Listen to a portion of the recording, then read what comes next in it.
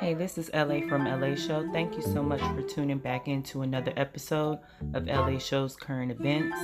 Please hit the subscribe button and notification bell for more. Now let's get into these stories.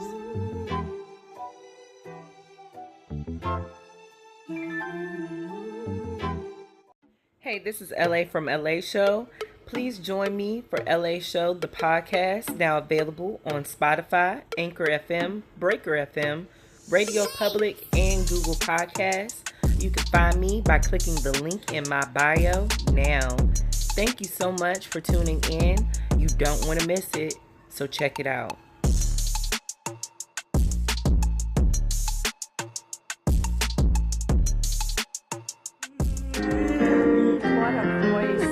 A Charlotte couple using love and music to conquer the biggest battle of their lives. This love story is beyond inspirational. A Charlotte Navy veteran is fighting brain cancer, and her husband has the sweetest way of comforting her. Yes, he uses his voice to serenade her, and their videos are going viral. And when you see this report from Channel 9's Deshaun Brown, you'll understand why.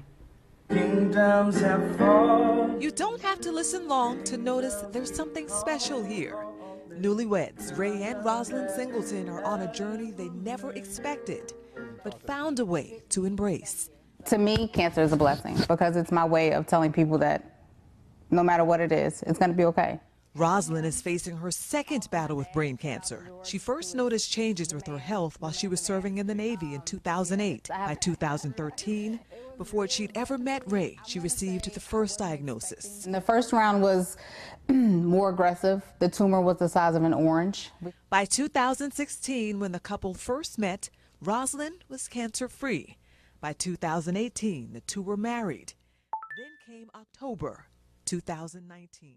I wasn't expecting for it to come back Right. because I was young, and I was like, I've been taking care of myself. I don't eat pork. I was like, oh, I'm doing good. The cancer came back. Throughout their journey, Ray has been using his love for music to encourage his wife and to calm himself. He made this video for her while sitting in the waiting room a few weeks ago before her second brain surgery, just to make her smile.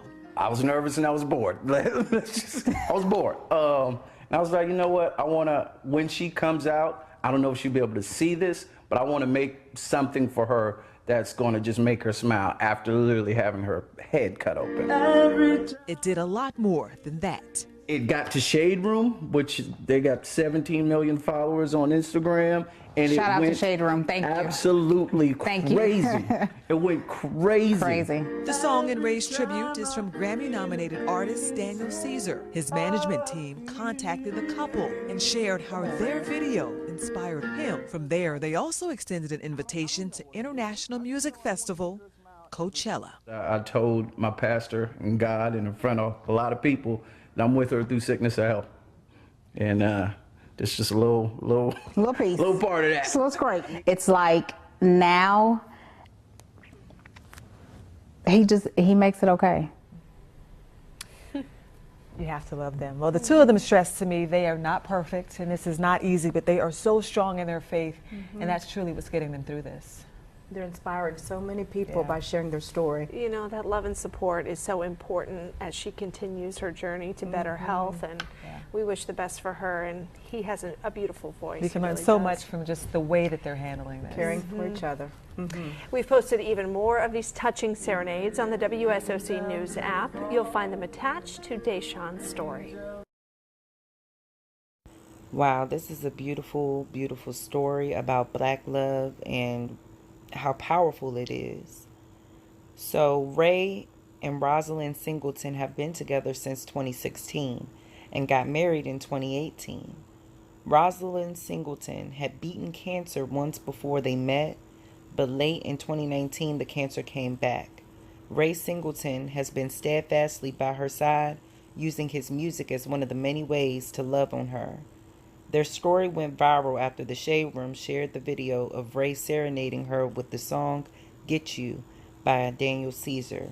Daniel Caesar ended up seeing the video and invited the couple to Coachella This is the kind of representation of black love that we deserve. Let's send love, light, and happiness to this couple. Let me know what you guys think down below. I got an article here from CBSSports.com. Delonte West college coach and former teammate responds to troubling video of former NBA star. This was posted January 21st of 2020. A video of what appears to be former NBA player Delonte West yelling incoherently while sitting on a Washington, D.C. sidewalk in handcuffs surfaced online Monday night. It brought calls for prayers and professional help from a former teammate and coach during West's time at St. Joseph's. Jameer Nelson, West's teammate at St. Joe's from 2001 to 2004, posted a message on Twitter saying the video made him sick to his stomach and added, "All we can do is pray for him and his family and hope that he seeks the proper help." Nelson added that he's tried to reach out to West over the past several months. Phil Martelli, who coached both players at St. Joe's, then quote tweeted Nelson's message and said there's an effort to get West the professional help he needs.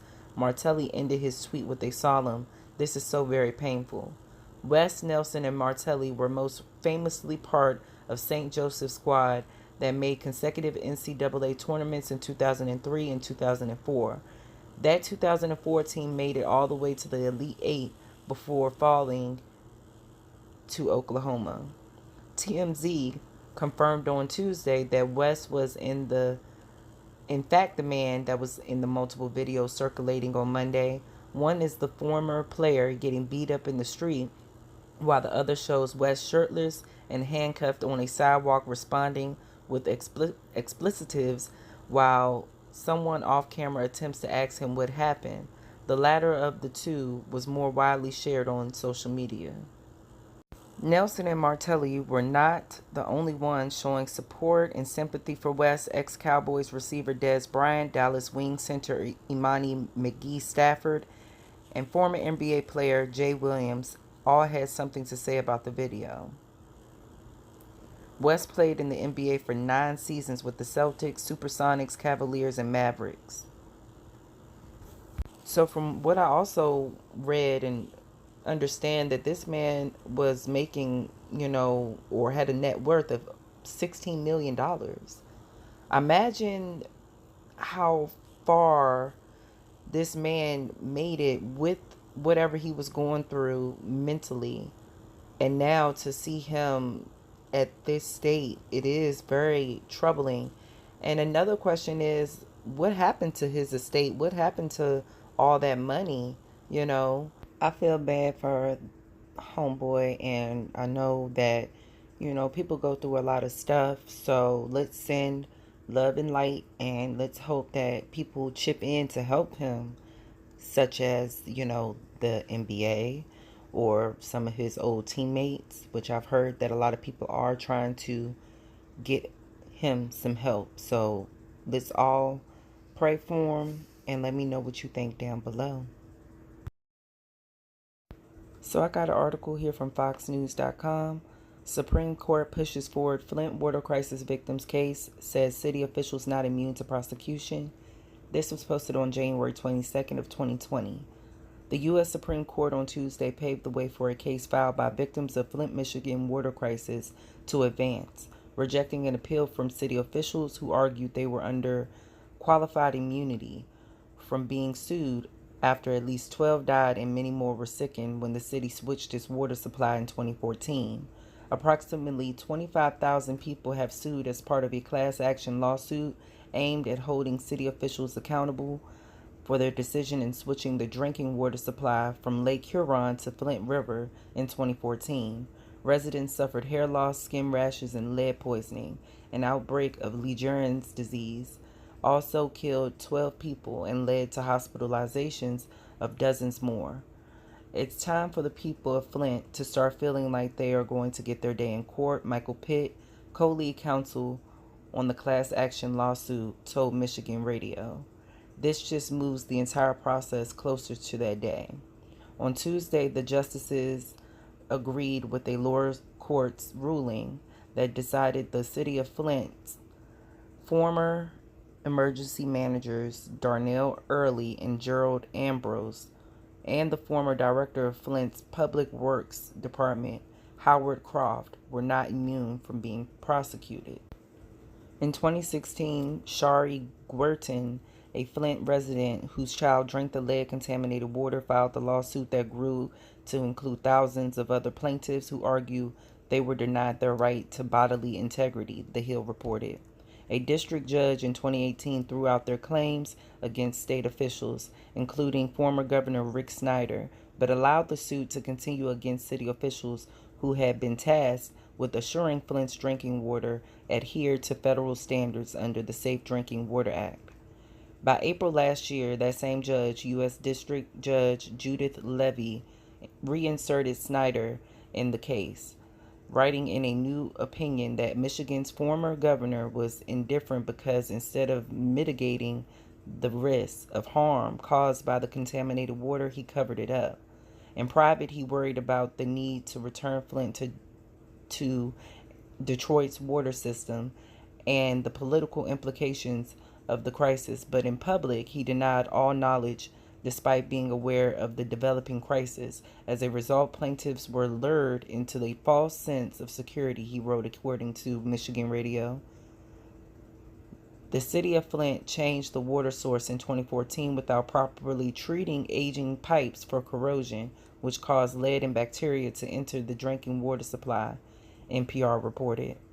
Even after residents took to the streets in protest complaining of foul-smelling water coming out of their pipes, city and state officials maintained that the water was safe to drink. Officials did not admit until 18 months later that the water did not adhere to federal standards. They then switched the supply back to the Detroit system. Man, these are children that have to drink that water. If you don't care about the adults, think about the kids. Lead poisoning is very, very dangerous.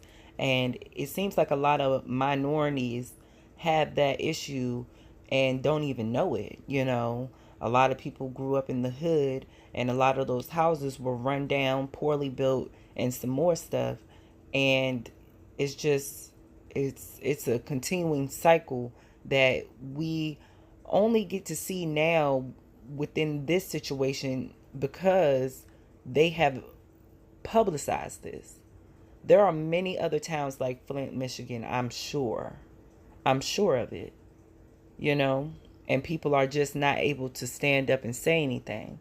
But clearly this situation right here is all politics, you know, and all about money and greed. And it's really sad that this community has to go through this.